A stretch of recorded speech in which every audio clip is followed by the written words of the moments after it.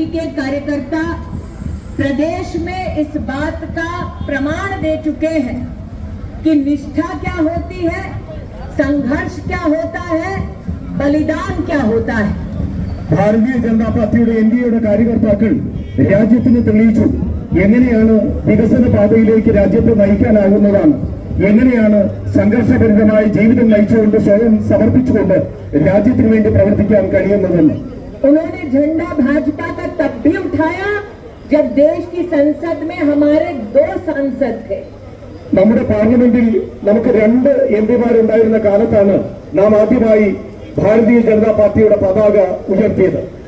वो झंडा आज भी उठाते हैं जब तीसरी बार भारत के प्रधानमंत्री नरेंद्र दामोदर दास मोदी बने।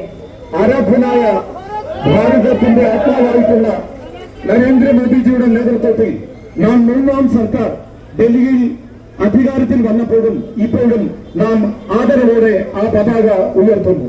आज जब मैं आपके बीच आई तो यहाँ पर एक पत्रकार बंधु ने मुझसे पूछा कि भारतीय जनता पार्टी को जीत दिलाने के लिए आप आए हैं, क्या आपको ये इम्पॉसिबल नहीं लगता?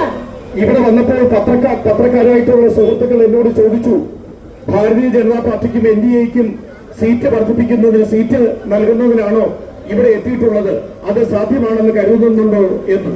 लोगों को लगता था राम मंदिर का बनना इम्पॉसिबल है, बीजेपी ने राम मंदिर को सुप्रीम कोर्ट के आदेश के अनुरूप बनते देखा।